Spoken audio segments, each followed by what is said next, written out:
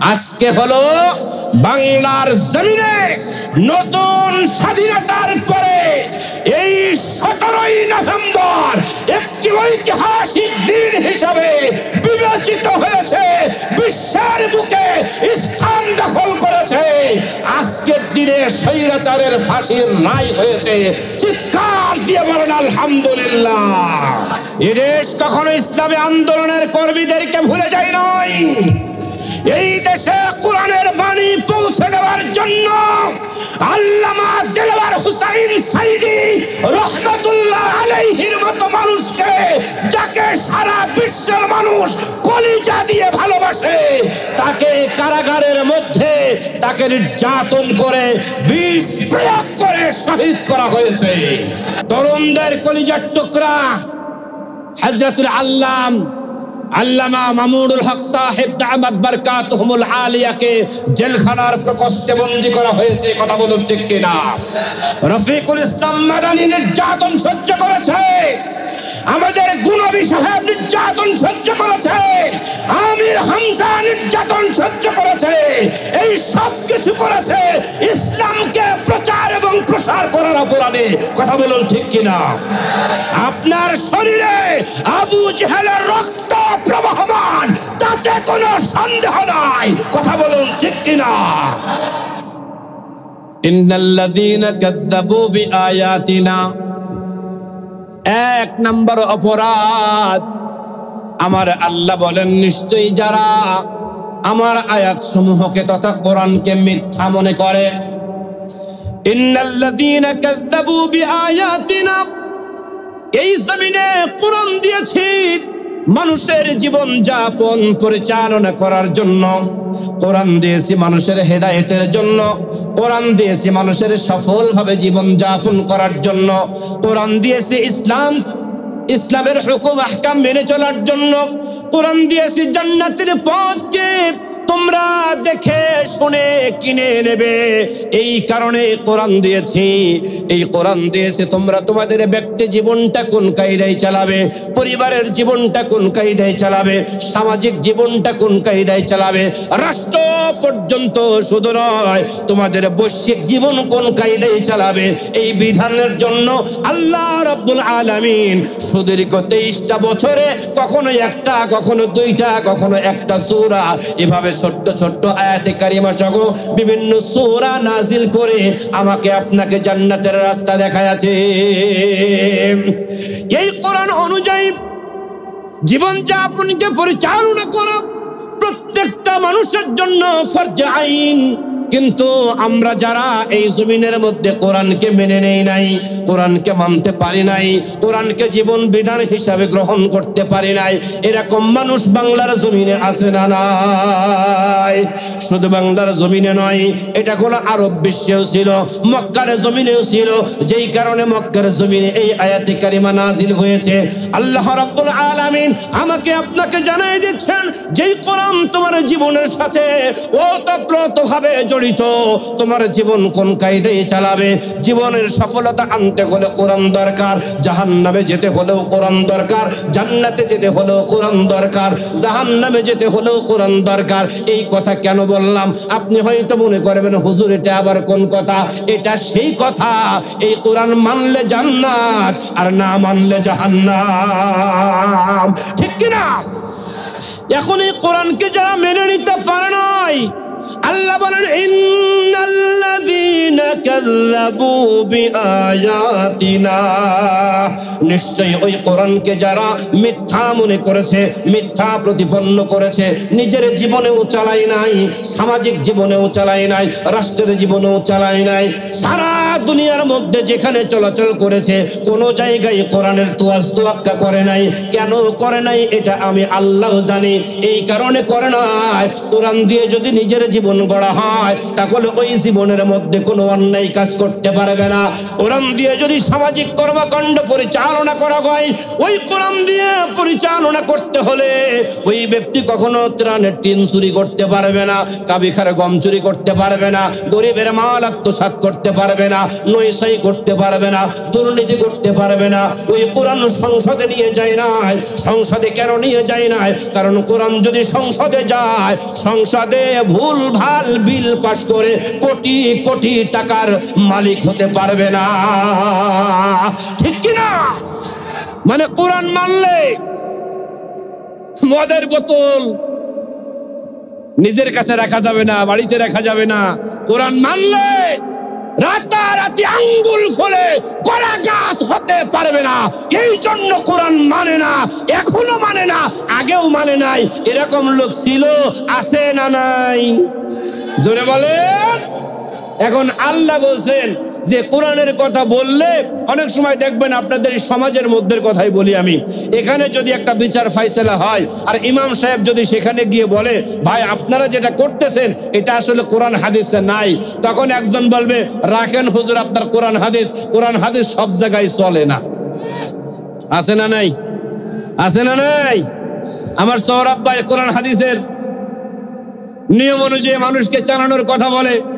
আমার সৌরভ ভাই কোরআন প্রতিষ্ঠার আন্দোলনের কথা বলে, এজন্য সে ভালো না। বড় বড় উলামায়ে কেরাম কোরআন সুন্নাহর আলোকে জীবন যাপন করতে বলে, এজন্য তারা ভালো না। কথা বলুন ঠিক কিনা? মানে হুজুরগিরি সব জায়গায় চলবে না। আমাদেরকে থামিয়ে দিয়ে তারা তাদের মন মানসিকতাকে, তারা তাদের স্বার্থকে হাসিল করার জন্য কোরআন হাদিসকে পরিত্যক্ত অবস্থায় রেখে দেয়। এরকম ঘটনা আছে না নাই?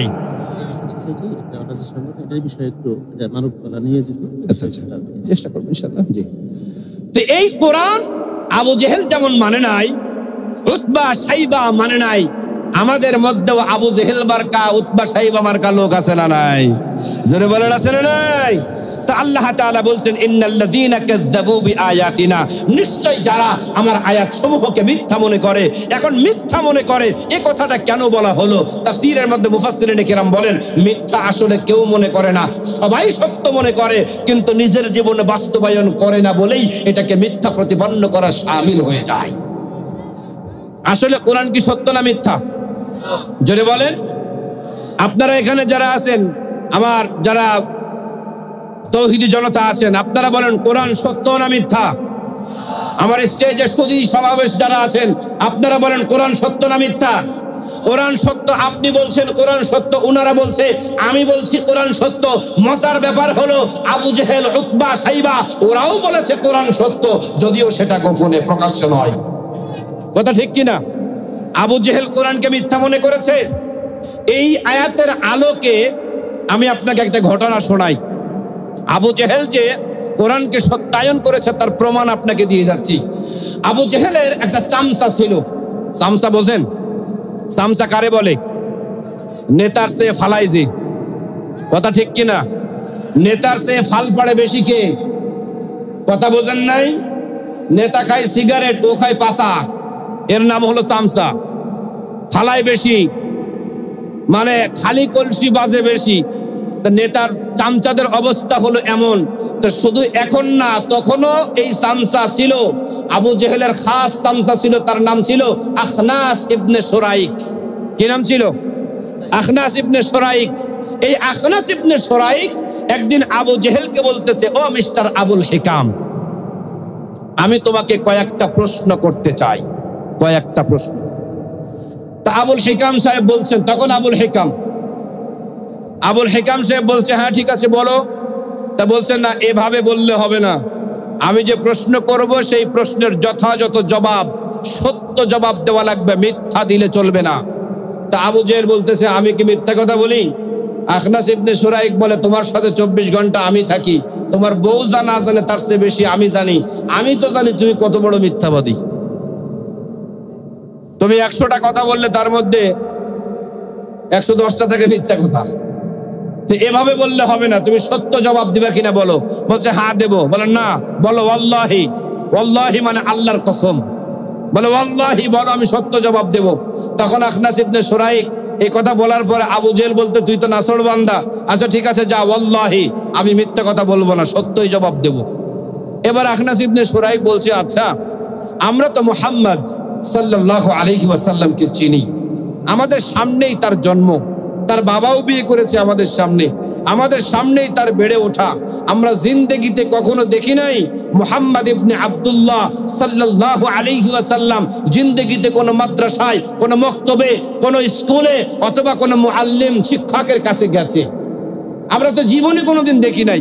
তা বলছে, হ্যাঁ কথা তো ঠিক, কিন্তু মুহাম্মদ ইবনে আব্দুল্লাহর জবান থেকে যে কালাম বের হয়, আমাদের সমসাময়িক সময়ের যারা বড় বড় কবি এবং সাহিত্যিক, সাবআ মুআল্লাকার অন্যতম কবি যারা যারা ছিল সেই সময়, ইমরুল কায়েস সহ অন্যান্য বড় বড় কবি এবং সাহিত্যিক, তাদের কবিতা সাহিত্য মুহাম্মাদের মুখের বাণীর কাছে তো কিছুই না।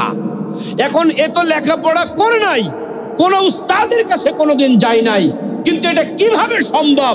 আবার তাকে জিজ্ঞাসা করলে তো সে বলে, এটা তো আমার কালাম নয়, এটা হলো আল্লাহ সুবহানাহু ওয়া তাআলার কাছ থেকে নাযিলকৃত কোরআন, তানজিলুম মির রাব্বিল আলামিন। চিৎকার দিয়ে বলেন সুবহানাল্লাহ। তে এখন যে মুহাম্মদ বলে এটা হলো আল্লাহর কালাম, তা আসলে তুমি তো আবুল হিকাম, তুমি তো জ্ঞানের বাপ, এমন কোন বিষয় নাই তুমি জানো না, তা তুমি বলো তো দেখি মুহাম্মদ যা বলেছে কথা কি সত্য না মিথ্যা? আবু জেহেলের কথা শুনে একদম বাংলা পাঁচের মতো চেহারা হয়ে গেছে, বলতেছে জবাব পরে দিচ্ছি, আর কোন জবাব আছে, প্রশ্ন আছে? তা বলছে হ্যাঁ আছে। আচ্ছা একবারে বল, আমি একবারে জবাব দেব। মানে এক একটা প্রশ্ন যেন ওর বুকে বুলেট বিদ্ধ হওয়ার মতো অবস্থা, কথা বোঝেন নাই? এবার বলতেছে হ্যাঁ, দ্বিতীয় প্রশ্ন কি? বলছে মুহাম্মদ সাল্লাল্লাহু আলাইহি ওয়াসাল্লাম, সে বলতেছে আমাদের পূর্ব পুরুষের বানানো ধর্ম, বা আমাদের যেটা মেনে আসতেছি আমরা, আমাদের বাপদাদার যে ধর্ম আমরা চিরাচরিতভাবে মেনে আসতেছি, এ ধর্ম নাকি চলবে না। দিন বলতে, ধর্ম বলতে যদি কোনো কিছু থাকে সেটা নাকি আল্লাহর পক্ষ থেকে এসেছে, ইন্নাদ দীনা ইনদাল্লাহিল ইসলাম, আল্লাহর পক্ষ থেকে একমাত্র শুধুমাত্র কেবলমাত্র মনোনীত দিন হলো ইসলাম। তো তোমার কি মনে হয় ইসলামই সত্য আর আমাদের যা মানি এগুলোকে মিথ্যা? তুমি জবাব দাও। আবু জেহেলের বুকে আর একটা বুলেট বিদ্ধ হলো।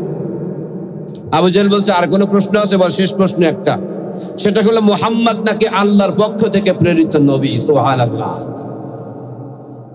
আচ্ছা মক্কার জমিনে এত মানুষ থাকতে বাপ নেই মা নেই, সে নবী হয় কেন? সে নবী কেমনে হয়? তার কোনো অর্থ সম্পদ নাই, কোনো শিক্ষাগত যোগ্যতা নাই, কোন দিক থেকে সে নবী হয়? আল্লাহ কি আর লোক খুঁজে পাইল না? মুহাম্মদকে নবুয়ত দিল। এখন মুহাম্মদ যে নবুয়তের দাবি করেছে এটা কি সত্য না মিথ্যা? তুমি জ্ঞানী মানুষ, তুমি বুদ্ধিজীবী মানুষ, তোমার কাছ থেকে আমি জানতে চাই। এবার আবু জেহেল তখন বসা থেকে উঠল, দরজার সামনে গেল, দরজা খুলে একবার ডানে একবার বামে তাকায় দেখলো কেউ আসে নাকি আসে না। যখন দেখলো কেউ আসে না, এবার বলতেছে আখনাস শোন, তাহলে তুই আমাকে তিনটা প্রশ্ন করেছিস। এক নম্বরে প্রশ্ন হলো মুহাম্মদ সাল্লাল্লাহু আলাইহি ওয়াসাল্লাম জীবনে কোনোদিন লেখাপড়া করে নাই, কোনো মাদ্রাসায় যায় নাই, কোনো মুআল্লিমের কাছে যায় নাই, কিন্তু মুহাম্মদ যে কথাগুলো বলে পৃথিবীর কোন জ্ঞানী বিজ্ঞানী পণ্ডিত কারোর সাথে তুলনা করা যায় না। মুহাম্মদ সাল্লাল্লাহু আলাইহি ওয়াসাল্লাম যে কথা বলেছে এটা মুহাম্মাদের কালাম নয়, এটা হলো আল্লাহ রাব্বুল আলামিনের পক্ষ থেকে নাজিল করা কোরআন। মুহাম্মদ এটা বলেছে, এই কথা সত্য না মিথ্যা এটা জানার জন্য তুই আমাকে প্রশ্ন করেছিস। ওরে আখনাস রে, শুনে নে, জেনে নে, বুঝে নে, ওই যে সূর্যটা পূর্ব দিগন্ত থেকে উদিত হয়ে পশ্চিম দিগন্তে যেমন অস্ত যায়, আবার আগামী কাল সূর্য উদিত হবে আবার পশ্চিম দিকে অস্ত যাবে, এটা যেমন সত্য, এটা যেমন সত্য, ওই আল্লাহর কসম করে বলি মুহাম্মাদের উপরে আল্লাহ রাব্বুল আলামিন তার কালামকে নাজিল করেছে, এটা তেমন সত্য।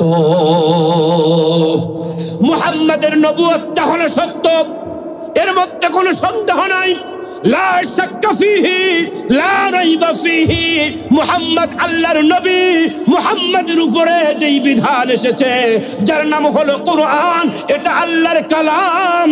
আর আল্লাহ রাব্বুল আলামিনের পক্ষ থেকে মুহাম্মদ যে নবী, এটা হলো সত্য। ওই যে পূর্ব আকাশ থেকে সূর্য উদিত হয়ে পশ্চিম আকাশে অস্ত যায়, এটা যেমন সত্য। গাভী তার বাচ্চাকে দুধ দেয়, এটা যেমন সত্য। মানুষ জন্ম নেয় আবার মানুষ মৃত্যুবরণ করে, এটা যেমন চিরন্তন সত্য। মুহাম্মদ যা বলেছে সবগুলো আমি আবুল হিকাম সাক্ষী দিলাম, সাক্ষী দিলাম আল্লাহি তাল্লাহি বিল্লাহি, এইগুলাও তেমন সত্য। তাহলে কি মিথ্যা আছে? কোরআনের সবচাইতে বড় শত্রুর নাম কি বলেন? বড় শত্রুর নাম কি? আবু জেহেল। কথা বলতে হবে। বড় শত্রুর নাম হলো আবু জেহেল। সেই আবু জেহেল বলে সত্য, তাইলে কি আর প্রমাণ করার দরকার আছে? আছে। এইবার আবুল হিকাম বলতেছে, আবুল হিকাম যখন এই আখনাস ইবনে শুরাইক যখন এই আবু জেহেলের কাছ থেকে এই সত্যায়ন পেয়েছে, তখন হাতে তালি দিয়ে বলতেছে, আমিও জানতাম এটাই হবে সত্য, কারণ আমিও জানতাম মুহাম্মদ কোনোদিন মিথ্যা বলে না। এই কারণে মুহাম্মদকে আমরাই আল আমিন উপাধি দিয়েছি, মুহাম্মদকে আমরাই আস-সাদিক উপাধি দিয়েছি। ও জীবনে কোনোদিন ইয়ারকি ছলেও মিথ্যা বলে নাই, এটাও মিথ্যা বলে নাই, এটা আমি জানি, কিন্তু বলি নাই শুধু তোমার ভয়ে। তা যেহেতু আজকে তুমি স্বীকার করলে, তাইলে বুড়ো বয়সে আর 2 নম্বরই করার দরকার নাই, এদিক সেদিক করার দরকার নাই। তোমারও 2 পা গড়ে, আমারও 2 পা গড়ে, কথা কর ঠিক কিনা? তাইলে আসো, দুনিয়ার মায়া ত্যাগ করে মুহাম্মাদের হাতে বায়আত নিয়ে জীবনটাকে জান্নাতি জীবন বানায় ফেলি। এ কথা যেই বলছে, আবু জেহেল সাথে সাথে বাম হাত দিয়ে কষে দিয়েছে এক চড়। কই এই জন্যই তো সারা জীবন সামসাই থাকলি, নেতা হইতে পারলি না। আখনাস ইবনে শুরাইক বলে, মারলে কেন? আমি তো খারাপ কোনো কথা বলি নাই। এরপরে আবু জেহেল বলে, ওরে আখনাস রে, ওরে বোকা, আমরা যদি মুহাম্মাদের হাতে বায়আত নিয়ে নেই, তাহলে মক্কার জমিনের ক্ষমতা কার হাতে যাবে? মক্কার জমিনের ক্ষমতা এখন আমাদের হাতে। আমরা যেমনে চালাই মক্কা তেমন চলে। জীবনে কোনোদিন কোনো কাজ করে খাওয়া লাগে না। ওই মরুভূমির মধ্যে ডাকাতি হয়, ওই জায়গায় দুর্নীতি হয়, সেই টাকা আমাদের ভাগে আসে কি আসে না? কথা কয় না? এজন্য দেখবেন বর্তমানে যারা নেতা, তাদের কোনো কাজকর্ম করা লাগে না, কিন্তু কোটি কোটি টাকার মালিক কেমনে হয় আপনারা বলেন? চুরি কইরা। কথা কোন ঠিক কিনা? বলে আজকে ওই জায়গায় ব্রিজ হবে, কালভার্ট হবে, 1 নম্বর জায়গায় 3 নম্বর ইট দেওয়া হবে। ওই যে ভাগের টাকা, ওইটা তোমার আমার পকেটে আসবে। বিনা কাজে বিনা পরিশ্রমে মক্কার জমিনের চেয়ারে বসে আমরা হাজার হাজার দিনার দিরহামের মালিক, বড় বড় ফল, বড় বড় গরু ছাগল উট দুম্বা মহিষ আমাদেরকে দিয়ে যায়। আজকে যদি আমরা মুহাম্মাদের হাতে বায়আত নিয়ে নেই, তাহলে তুমি আবু বকরের দিকে গিয়ে দেখো না, আবু বকরের কত সম্পদ ছিল, কিন্তু আজকে সম্পদ নাই, আবু বকর হয়ে গেছে পথের ফকির। আবু বকর ওমরের দিকে তাকায় দেখো, ওমরের মতো মানুষ যে একটা নাড়া দিলে মক্কার জমিনের মানুষগুলো আতঙ্কিত হয়ে যায়, সেই ওমরের দিকে তাকায় দেখো, ওই ওমর আজকে নিঃস্ব রিক্ত, একেবারে নুয়ে তারপরে জীবন যাপন করা শুরু করে দিয়েছে। এখন তারা কাজ করে খায়, এখন তারা নীতি নৈতিকতার পথে চলে। এখন মুহাম্মাদের কাছে আমি তুমি যদি বাইআত নিয়ে নেই, তাহলে মক্কার জমিনের এই অবৈধ চেয়ার আমাদের কাছে আর থাকবে না। চেয়ারটা দিয়ে দেয়া লাগবে মুহাম্মাদকে। আর মুহাম্মদ যদি মক্কার জমিনের চেয়ারে বসে, তাহলে আমাদের কোনো সহ্য বিদ্রোহ থাকবে না, আমাদের কোনো নাম নিশানা থাকবে না। মুহাম্মাদের বিধান অনুযায়ী আমাদের জীবন যাপন করা লাগবে। এই শান শওকতে জীবন যাপন আর চলবে না। এই জন্য জীবন থাকতে কোনোদিন মুহাম্মাদের ধর্ম গ্রহণ করা যাবে না। দিন গ্রহণ করুক আর না করুক, স্বীকার তো করেছে কোরআন সত্য, ঠিক কিনা? আল্লাহর নবী তিনি যে সত্য স্বীকার করেছে না করে নাই? আরো জোরে বলেন। তাইলে আবু জেহেল কোরআনকে মিথ্যা মনে করে নাই। আচ্ছা, তাইলে আল্লাহ কেন বললেন ইন্নাল্লাযীনা কাযযাবু বিআয়াতিনা, নিশ্চয়ই যারা আমার আয়াত সমূহকে মিথ্যা মনে করে? আসলে কোরআন দিয়ে এর জবাব পাওয়া যাবে না। এইবার আসেন, কোরআনে যেটা পাওয়া যাবে না সেটা পাওয়া যাবে আল্লাহর নবীর সুন্নায়। কথা বলুন, ঠিক কিনা? রাসূল আরবি সাল্লাল্লাহু আলাইহি ওয়াসাল্লাম বলেন, মা আমানা বিল কোরআন, ওই ব্যক্তি কোরআনকে বিশ্বাস করে না। মা মানে না, মা মানে যা, আবার মা মানে কি? অবস্থার পরিপ্রেক্ষিতে অর্থ ব্যবহৃত হয়। কথা বলুন, ঠিক কিনা? এইখানে নবী বলেন মা আমানা বিল কোরআন, ওই ব্যক্তি কোরআনকে বিশ্বাস করে না, কোরআনের প্রতি ঈমান আনে না। মানিস্তাহাল্লা মাহারিমাহু, আমার আল্লাহ কোরআনে যেটা হারাম করে দিয়েছে নিজের স্বার্থ হাসিল করার জন্য, নিজের সুবিধা আদায় করার জন্য, নিজের ক্ষমতাকে পাকাপোক্ত করার জন্য, নিজের পকেট ভরার জন্য, ওই বিষয়টাকে তারা আমল করে না।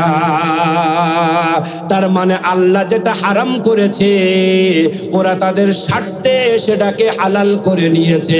এই ব্যক্তি যারা, ওরা কখনো কোরআন বিশ্বাস করে না। এখন এই ব্যক্তিরা আমাদের মধ্যে আছে না? না, কথা কোন ঠিক কিনা? আবার যারা নামাজ পড়ে শুধু খায়, তারা বলে আমরা খাই মুনাফা। টাটকা হাইব্রিড শয়তান।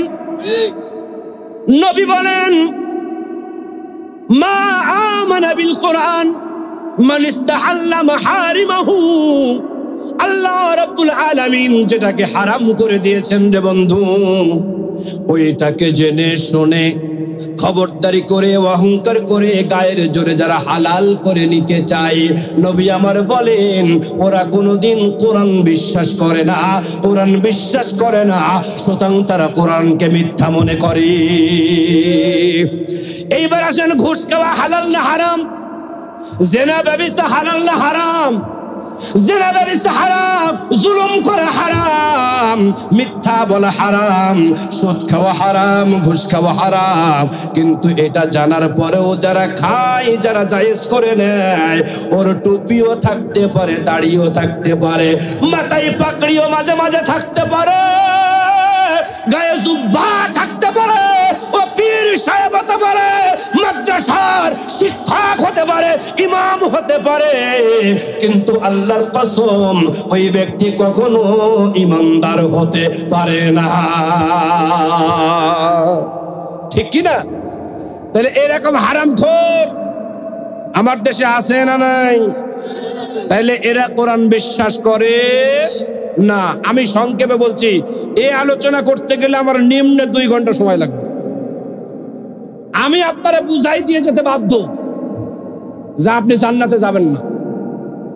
আসেন, 2 নাম্বার অপরাধ একটা, ইন্নাল্লাযীনা কাযযাবু বিআয়াতিনা, আল্লাহ বলছেন নিশ্চয়ই যারা আমার আয়াতকে মিথ্যা মনে করে, অপরাধ একটা। 2 নাম্বার হলো ওয়াস্তাকবারু আনহা, শুধু মিথ্যা মনে করে ক্ষান্ত হয় নাই, তারা গায়ের জোর দিয়ে অহংকার করে বলেছে মিয়া সব জায়গায় কোরআন চলে না, শরিয়া আইন মানি না। এই কথা তারাই বলে আবু জাহেলের বংশধর যারা। কথা বলে ঠিক কিনা? শরিয়া আইনে বিশ্বাস করো না তুমি, আবার তুমি বলো লা ইলাহা ইল্লাল্লাহ dot dot dot dot dot. তোমার মতো টাটকা শয়তান ফ্রিজে রাখলেও এত ভালো থাকে না, কথা কই না? শরিয়া আইনে যারা বিশ্বাস করে না, কোরআন হাদিসের বিধানকে যারা বিশ্বাস করে না, আল্লাহর কসম করে বলি, তারা নামাজ পড়তে পারে, রোজা রাখতে পারে, তাহাজ্জুদ করতে পারে, তারা কখনো ঈমানদার হতে পারে না। তাইলে অপরাধ দুইটা, একটা হলো মিথ্যা মনে করা, দুই নম্বর হলো অহংকার করা। অহংকার করা, এই অহংকার করা কথাটা যখন নাজিল হয়েছিল, এটা আপনারা মনে করে রাখবেন। আবু জেহেল বলতেছে মুহাম্মদ বললেই কি হবে যে আমরা কোরআন মিথ্যা মনে করি, অমুক মনে করি, তমুক মনে করি, ভালো কাজ করি না, হ্যাঁ জান্নাতে যাব না, এই কথা বললেই হবে? আমি তো খানায়ে কাবার মুতাওয়াল্লি, আমি তো সভাপতি, আমি মসজিদের সভাপতি, আমি জান্নাতে যাব না, এ তো পাগলেও বিশ্বাস করে না। আমাদের দেশের সভাপতিরা আছে না নাই? জোরে বলেন। তোমার আমল যদি আবু জেহেলের মতো হয় অথবা আব্দুল্লাহ বিন উবাইয়ের মতো হয়, আর তুমি বাইতুল মুকাররমের সভাপতি হলেও আল্লাহর কসম তুমি মুমিন হতে পারো না, মুনাফিক। তোমার ঠিকানা হলো জাহান্নাম, জাহান্নাম, জাহান্নাম। রাগ করছেন? কিছু করার নাই। 17 বছরে ঠেকাতে পারে না, আর এখন ঠেকাবেন? অসম্ভব। এখন এই যে ওয়াস্তাকবারু আনহা, অহংকার করে নিজেদের শক্তি ক্ষমতার ব্যাপারে অহংকার করে, এই দুইটা কাজ যদি কেউ করে তাহলে অপরাধ কয়টা? জোরে বল না, দুইটা। অপরাধ, শাস্তি হবে কয়টা? আরো জোরে বলেন, শাস্তি কয়টা? শাস্তিও দুইটা। তাহলে শাস্তিটা কি? এই দুইটা কথা বলে শেষ করে দেব ইনশাআল্লাহ। শাস্তি 1 নাম্বার, আল্লাহ বলছে লা তুফাত্তাহু লাকুম আবওয়াবুস সামা। আল্লাহ বলে কোরআনকে মিথ্যা মনে করবে আর তোমার জন্য আমার আসমানের দরজা খোলা হবে। এটা হতে পারে না, এটা হতে পারে না। এটা হলো আম গাছ লাগায়া কাঁঠালের আশা করা।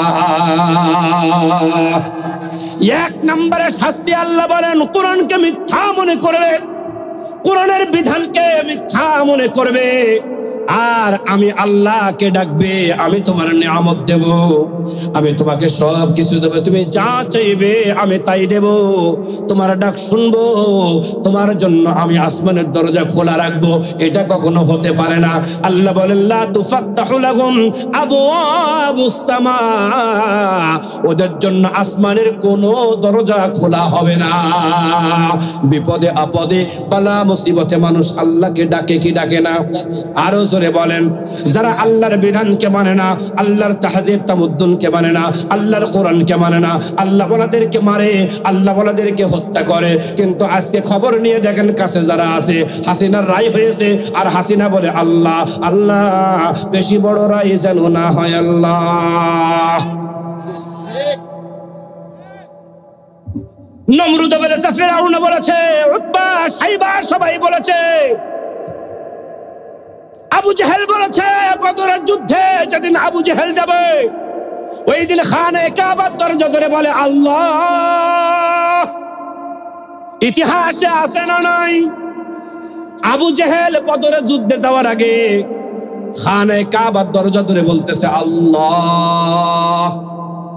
আমরা জানি আমরা ঠিক, মুহাম্মদ বলছে মুহাম্মদ ঠিক, ও আল্লাহ এখন মুহাম্মাদের কথা তো ফেলতে পারি না গো আল্লাহ, কারণ মুহাম্মদ কোনোদিন মিথ্যা কথা বলে না, মুহাম্মদ কোন ইয়ারকি ফাজলামো করে না, মুহাম্মদকে আমরাই বলেছি as-সাদিক, চির সত্যবাদী।